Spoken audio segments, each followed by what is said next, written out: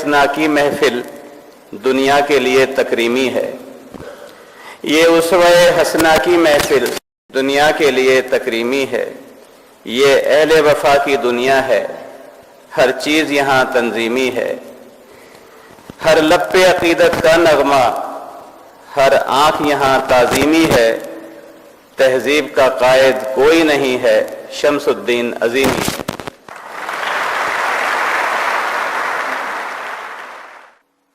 اس وقت آسان سے رہنمائی معاشرے میں کی کب ہوگی؟ دو باتیں اس میں میرے خیال میں بہت زیادہ اہمیت رکھتی ہیں۔ ایک تو یہ معاشرہ ہو، ایک یہ کہ معاشرے کو روشنی دکھانے والا کوئی ہو۔ تو پہلے تو یہ بات سمجھنے کی ہے کہ یہ معاشرے کی تشکیل کب ہوئی، یہ معاشرہ بنا کب؟ اس معاشرے کو چلانے کے لیے تو اللہ تعالیٰ نے آدم علیہ السلام کو پیدا کیا، علم الاسماء سکھایا، فرشتوں نے کہا کہ صاحب یہ تو بڑا خون خرابہ کرے گا، فساد برپا کرے گا۔ اللہ تعالیٰ نے ان کو کہا کہ بھئی جو ہم جانتے ہیں تم نہیں جانتے۔ مسعود ملائکہ کے بعد دوسرا اسٹیج یہ بنا کہ اللہ تعالیٰ نے کہا کہ اے آدم تو اور تیری بیوی جنت میں رہو، جنت میں رہو، لیکن ساتھ ساتھ دو شرطیں اللہ تعالیٰ نے رکھ دی۔ جنت میں رہنے کی ایک شرط تو یہ ہے کہ تم نے وہاں خوش ہو کر رہنا ہے، فَكُلَا مِنْهَا رَغَدًا حَيْثُ شِئْتُمَا۔ اور دوسری شرط یہ ہے کہ شجر ممنوعہ لا تقربا هذه الشجرة، کہ اس درخت کے قریب نہیں جانا۔ آدم جنت میں رہتے رہے، شیطان نے آدم علیہ السلام کو اور حوا علیہ السلام کو بہکا دیا اور نتیجے میں انہیں جنت سے باہر نکلنا پڑا۔ ایک بات میں یہ عرض کروں کہ میں جو کچھ عرض کر رہا ہوں اس کو یاد رکھیے گا، اس لیے کہ پھر یہ ایک دوسرے کی ڈانڈے ملیں گے، پھر اس کی جیسی چٹائی بنتی ہے نا ایسے وہ بنائی ہوگی اس کی۔ تو پہلی بات تو یہ کہ آدم علیہ السلام سے جب غلطی ہوئی، وہ سیون ہوئی، تو آدم علیہ السلام نے خود کو عریاں محسوس کیا اور ستر پوشی کی ضرورت پیش آئی کہ کیلے کے پتے جو ہے لباس بنا۔ دوسری بات جو ہوئی وہ یہ ہوئی کہ آدم علیہ السلام کو حکم دیا گیا کہ اب تم جنت سے نکل جاؤ، اہبطوا مصرا فإن لكم ما سألتم وضربت عليهم الذلة والمسكنة، اب تم اتر جاؤ، اب جنت میں تم نہیں رہ سکتے۔ آدم علیہ السلام بحسرت و یاس روتے دھوتے پریشان حال اس دنیا میں آ گئے۔ یہاں کھانے پینے کی پریشانی لائق ہوئی، جنت میں تو یہ تھا نا کہ جس چیز کو دل چاہا وہ موجود ہو گئی۔ اچھا وہاں کوئی ٹائم اسپیس کا بھی مسئلہ نہیں تھا۔ قرآن کہتا ہے رغدن حیث شئتما، حیث مانے اسپیس، اسپیس کی پابندی کے بغیر جنت میں سے جہاں سے دل چاہے کھاؤ، یعنی اسپیس ہی نہیں ہے جہاں سے دل۔ اب جنت کوئی 1000 2000 میل کا رقبہ تو نہیں ہوگا، تو لاکھوں کروڑوں میل کا رقبہ ہوگا اس کی، بلکہ ہمارے پاس تو فگر بھی نہیں ہوں گے۔ تو جب آدم جنت سے زمین پر آئے تو سب سے پہلی تو مجبوری یہ لاحق ہوئی کہ اسپیس کی پابندی انہوں نے محسوس کی۔ دوسری صورت کھانے پینے کی محتاجی ہو گئی، اب بھوک لگی،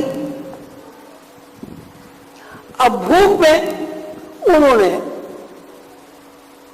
رہنمائی کی اللہ نے، انہوں نے جڑیں کھانی شروع کر دی، پتے کھانے شروع کر دیے، پھل کھانے شروع کر دیے۔ اما حوا اور ابا آدم دونوں ایک عجیب پریشانی کی حال میں اس دنیا میں رہتے رہے، پھر ان کی اولاد کا سلسلہ شروع ہوا، 2 سے 4 ہوئے، 4 سے 8 ہوئے، 8 سے 16 ہوئے، وہ اضافہ ہوتا رہا، حابیل قابیل بھی پیدا ہوئے، پھر ان کی اولادیں پیدا ہوئی۔ جیسے جیسے حضرت آدم علیہ السلام کی اولاد میں اضافہ ہوا تو اولاد کے لیے گھر کی بھی ضرورت پیش آئی، اولاد کے لیے محنت مزدوری کی بھی ضرورت پیش آئی، تو پھر ایک قانون وضع ہوا کہ رہن سہن کس طرح ہو۔ یہ معاشرے کی پہلی بنیاد پڑی، یعنی معاشرے کی ابتدا کرنے والے ہستی حضرت آدم علیہ السلام پیغمبر ہیں، اور اس کے بعد یہ سلسلہ دراز ہوتا چلا گیا، ارتقاء عمل میں آیا، پھلوں اور پتوں سے نکل کر کاش کی طرف رجحان پیدا ہوا۔ حضرت جبریل علیہ السلام تشریف لائے تو انہوں نے کہا کہ اللہ تعالیٰ کی جو نعمتیں جنت میں تمہیں حاصل تھیں، ان نعمتوں کی نقل تو یہاں ملے گی، لیکن انگور وہاں بھی تھا یہاں بھی ہوگا، کیلا وہاں تھا یہاں بھی ہوگا، لیکن وہاں ارادے کے ساتھ انگور پلیٹ میں رکھ کر آپ کے سامنے آ جاتا تھا۔ یہاں ارادے سے کام نہیں چلے گا، یہاں پہلے زمین میں انگور کی بیل کاشت کرنی ہوگی، انتظار کرنا ہوگا، اس کی خدمت کرنی ہوگی، الٹی تمہیں خدمت کرنی پڑے گی، پھر انگور لگے گا، پھر کھانا۔ گندم آپ کو بونا ہوگا تو ہوگا بھائی وہ کس طرح بوئیں، کیا کریں گندم کو۔ تو حضرت جبریل علیہ السلام نے حضرت آدم علیہ السلام کو ساتھ لیا اور ایک کھیت بنایا۔ پہلی جیسے ابھی انہوں نے بتایا تھا قصہ جامی صاحب انہوں نے شامی صاحب نے، تو پیچھے پیچھے حضرت آدم تھے، آگے آگے حضرت جبریل السلام تھے، تو انہوں نے 100 قدم ادھر اور 100 قدم ادھر اور 100 قدم ادھر ایک کھیت بنایا۔ جو وہ کھیت بنایا تو آدم علیہ السلام نے 2 قدم آگے بڑھ کے یہ کہا کہ یہاں حد بنا دو۔ جب 2 قدم آدم علیہ السلام آگے بڑھے تو حضرت جبریل علیہ السلام نے افسوس کا اظہار کیا اور یہ کہا کہ آپ نے اپنی اولاد میں لالچ کا بیج بو دیا ہے، نادانستہ۔ آپ نے یہ نہیں سوچا کہ اس زمین پہ تو آپ کے علاوہ کوئی ہے ہی نہیں، ساری زمین ہی آپ کی۔ بہرحال وہ کھیتی باڑی کا سلسلہ شروع ہو گیا۔ اب وہ پھر اس کا اتنے کھیت ہو، پانی کہاں سے آئے، نہر کس طرح بنے، پھر یہ ایک دوسرے کی کھیتی میں دوسرے کا تصرف نہ ہو، دوسرے کا حق نہ مارا جائے۔ آہستہ آہستہ یہ قوانین بنتے رہے۔ اللہ تعالیٰ نے بھی نوع انسانی کے معاشرے کے لیے شریعت کی شکل میں قوانین عطا کرتی ہے۔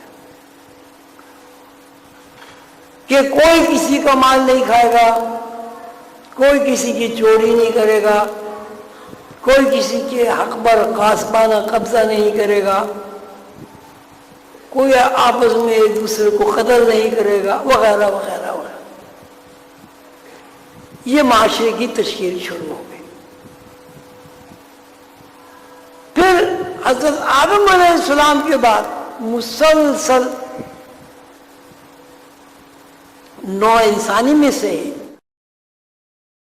پیغمبر مبعوث ہوتے رہے، اور ان پیغمبروں نے بھی اصلاح معاشرے کے لیے قوانین وضع کیے۔ جب ان قوانین میں کوئی سکون پیدا ہو گیا، خرابی پیدا ہو گئی، لوگوں نے مصلحت شامل کر دی، تو نئے پیغمبر آئے اور انہوں نے اس میں جو نقص واقع ہو گیا تھا اسے دور کیا۔ اور یہ بتاتے ہیں کہ 1,24,000 پیغمبر اس معاشرے کی تشکیل میں مصروف رہے۔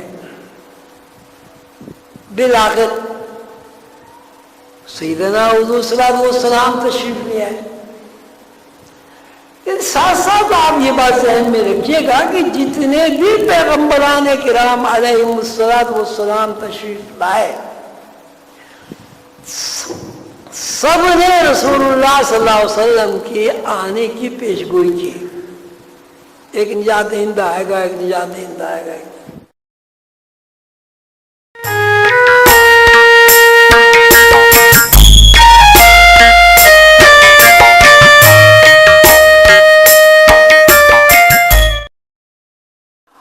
حضور پاک صلی اللہ علیہ وسلم تشریف لے آئے۔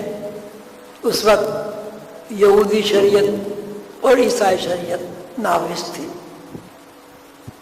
اور اس میں بہت ساری برائیاں داخل ہو گئی تھی۔ رسول اللہ صلی اللہ علیہ وسلم نے ان سارے ضوابط و قواعد کو دیکھتے ہوئے اس میں اصلاح فرمائی، اور اللہ کے حکم سے ہمیں ایک نظام دیا کہ ہمیں کس طرح رہنا ہے اور کس طرح زندگی گزارنی ہے۔ اس کا نام شریعت ہوا۔ لیکن ساتھ ساتھ تمام پیغمبروں کی تعلیمات میں ہمیں یہ بات نظر آتی ہے کہ ہر پیغمبر نے 2 دنیاؤں کا تذکرہ کیا، ایک دنیا کا، موجودہ دنیا کا، اور ایک آخرت کا، کہ جو کچھ تم اس دنیا میں کرو گے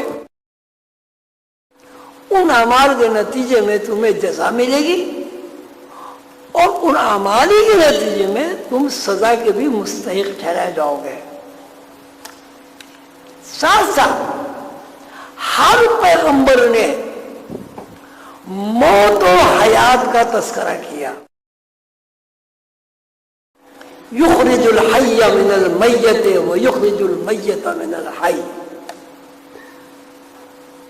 کہ اللہ و ذات اقدس ہے جو موت سے زندگی نکالتا ہے اور زندگی کو موت میں داخل کر دیتا ہے۔ یعنی یہ بتایا گیا کہ یہ واحد دنیا نہیں ہے جو تم یہاں آ گئے اور یہاں ختم ہو جاؤ گے، ابھی یہ سفر جاری ہے۔ دنیا ایک مسافر خانہ ہے، اس مسافر خانے میں رہنے کے کچھ قواعد و ضوابط ہیں۔ ان قواعد و ضوابط پر اگر عمل ہوگا تو تمہاری یہ دنیا بھی صحیح رہے گی اور تمہیں آخرت میں بھی اس کی جزا ملے گی، اور تمہاری آخرت کی زندگی بھی صحیح ہو جائے گی۔ ساتھ ساتھ تمام پیغمبروں نے یہ درس دیا کہ انسان ایک نہیں ہے، 2 ہیں۔ انسان کسی ایک رخ کا نام نہیں ہے، انسان 2 رخوں کا نام ہے۔ انسانی زندگی کا ایک رخ جسمانی وجود ہے، اور انسانی زندگی کا دوسرا رخ روح ہے۔ روح جب اپنے لیے سنبھال کر رکھتی ہے، جسم میں حرکت رہتی ہے.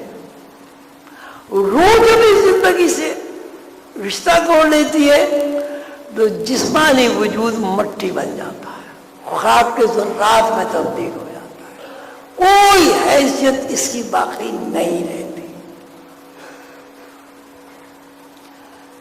اللہ تعالیٰ نے قرآن پاک میں جنت کی زندگی اور دنیا کی زندگی کو بھی بیان کیا.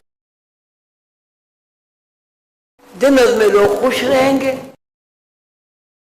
پرسکون رہیں گے. جنت میں لوگوں کے اوپر کوئی غم اور پریشانی نہیں ہوگی. تو اس کا مطلب یہ ہوا کہ جب کوئی بھی انسان غم اور پریشانی میں مبتلا ہوگا تو جنت سے اس کا رشتہ ٹوٹ جائے گا. فَكُلَا مِنْهَا رَغَدًا حَيْثُ شِئْتُمَا وَلَا تَقْرَبَا هَٰذِهِ الشَّجَرَةَ فَتَكُونَا مِنَ الظَّالِمِينَ. تو ظلم کرنے والا آدمی کبھی خوش نہیں رہ سکتا. ظلم کرنے والا آدمی کبھی خوش نہیں رہ سکتا. تو قرآن نے رسول اللہ صلی اللہ علیہ وسلم کی زبانی ہمیں انسانی شخصیت کے دو روپ، دو رخ سے متعارف کرایا. ایک رخ روح ہے اور ایک رخ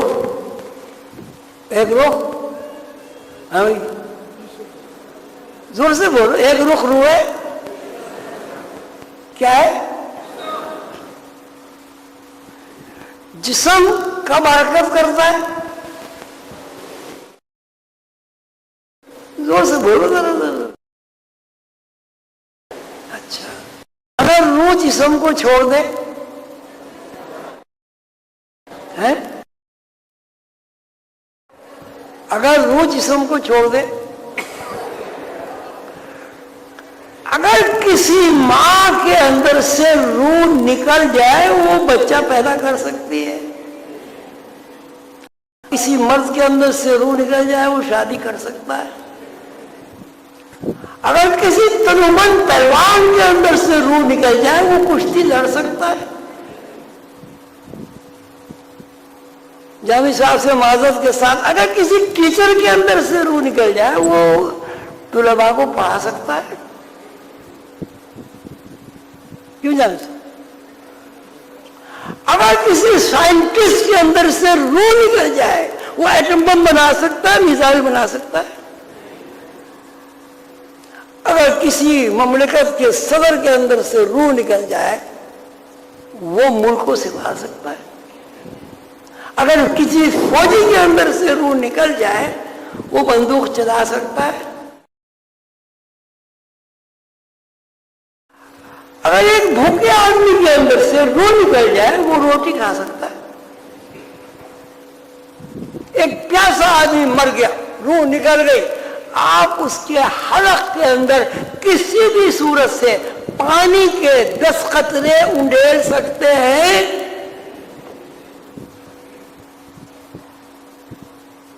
آپ کسی مردے کے منہ میں پانی ڈالیے باہر نکل جائے گا. کسی مردہ آدمی کو چلتے پھرتے دیکھا تو کیا مطلب ہوا اس کا؟ یہ جو پیغمبران کرام علیہ السلام نے جسمانی دو رخ متعارف کرائے ہیں،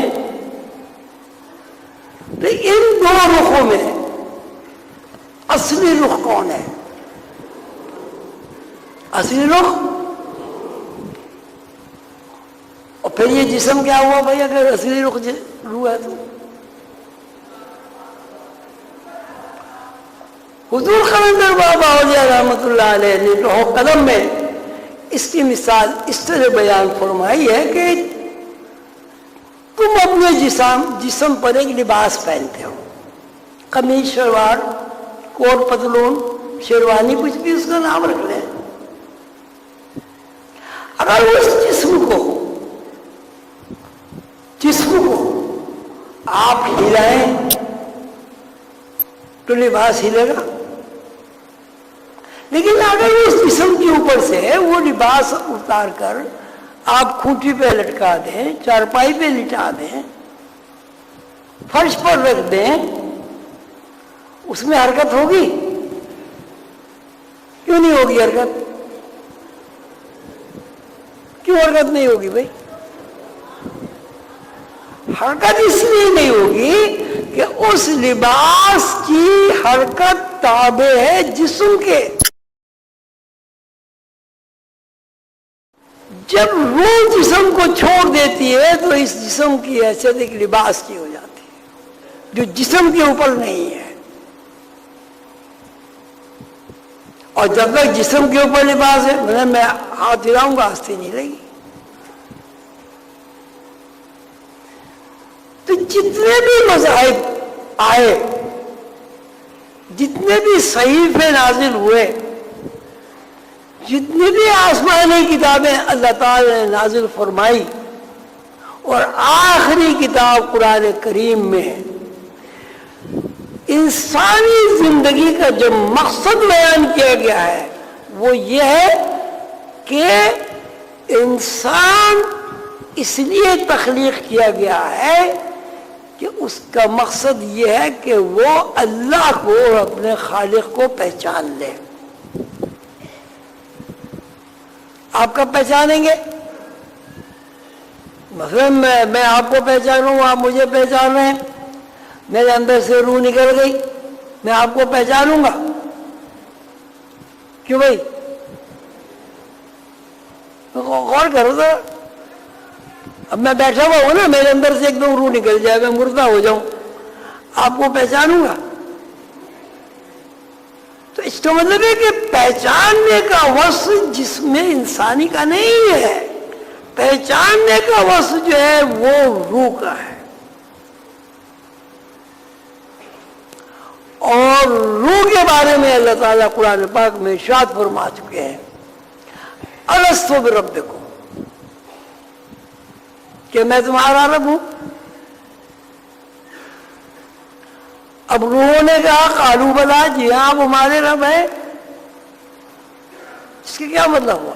اس کا سیدھا مطلب بھی بتاتا ہے کہ الستو بربکم. تو روحوں نے اللہ کو دیکھا،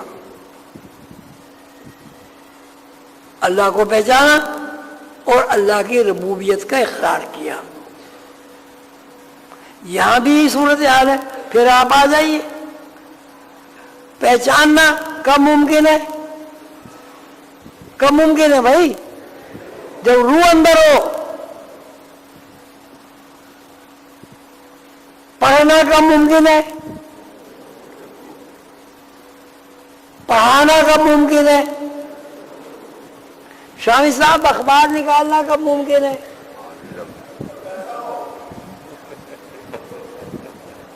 کم کیا ہو؟ پیسہ ہو.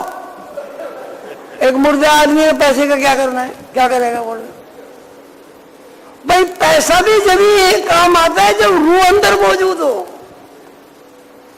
ایک آدمی ڈیڈ باڈی یہاں پڑی ہوئی ہے، اس پہ آپ 1,00,000 روپے رکھ دیں اس کے سینے پہ، اس کے کس کام کے ہیں بھائی؟ تو طے ہوا کہ انسان کا جو مقصد حیات ہے وہ یہ ہے کہ وہ اللہ کو پہچانے، اور اللہ تعالی کو پہچاننا اس وقت ممکن ہے جب انسان اپنی اصل یعنی روح سے واقف ہو. اب ایک معاشرہ ہے، اس میں 1,000 آدمی رہتے ہیں، 1,000 آدمی مر جائیں تو وہاں کیا معاشرہ ہوگا بھائی؟ کیا ہوگا وہاں؟ کوئی دکان کھلے گی؟ کوئی سارے مردے پڑے میں خریدنے آ رہا ہی نہیں، کوئی دکان کھلے گی؟ بازار بنیں گے؟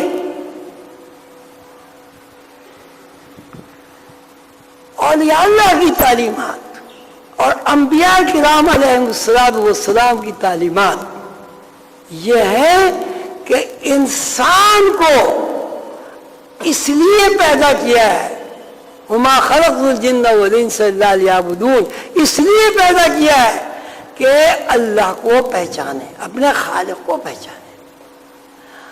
اور خالق کو پہچاننا اس وقت ممکن ہے جب آدمی اپنے اصل کو پہچانے. وہ خود ہی قانون خود حوالہ، وہ خود ہی قرآن خود ہی قاری، وہ آپ مہتاب آپ حالہ، جو اپنا دامن لہو سے بھر لے، مصیبتیں اپنی جان پر لے، جو تیغ زن سے لڑے نہتا، جو غالب آ کر بھی صلح کر لے، لگے جو مزدور شاہ ایسا، نظر نہ دھن سربراہ ایسا، فلک نشیں کا زمین پہ گھر ہے، میرا پیمبر عظیم تر ہے.